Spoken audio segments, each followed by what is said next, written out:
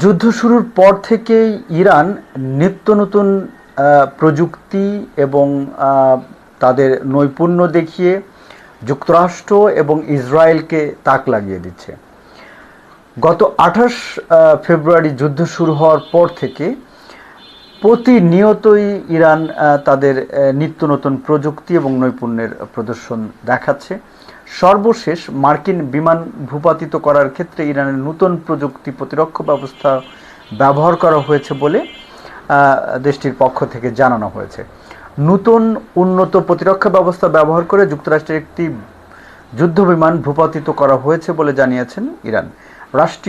দেশটির রাষ্ট্রীয় যে টেলিভিশন সেখানে বলেন দেশটির খাতাম আল আনবিয়া কেন্দ্রীয় সদর দপ্তরের মুখপাত্র ইব্রাহিম জুলফাগারি এই কথা বলেন। তিনি বলেন ইরানের নিজস্ব নতুন উন্নত প্রতিরক্ষা ব্যবস্থা ব্যবহার করে বিমানটি ভূপাতিত করা হয়েছে।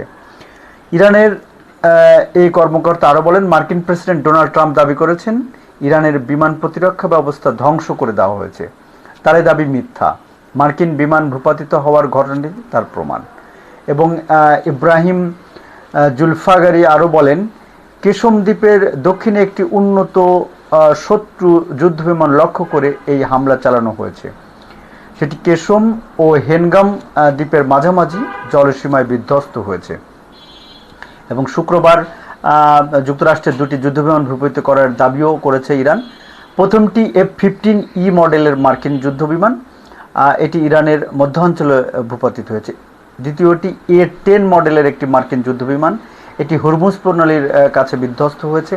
আপনারা জানেন যে ইতিমধ্যে বলা হয়েছে যে F-15 বিমানও ধ্বংস করা হয়েছে। সব মিলে ইরান প্রতিরক্ষা ব্যবস্থায় ব্যাপক সাফল্যতা দেখিয়েছে বলেই বিশেষজ্ঞরা বলছেন। সুপ্রিয় দর্শক মণ্ডলী, আপডেট এ পর্যন্তই। ভালো থাকবেন, সুস্থ থাকবেন, নিরাপদে থাকবেন, আমাদের সঙ্গে থাকবেন।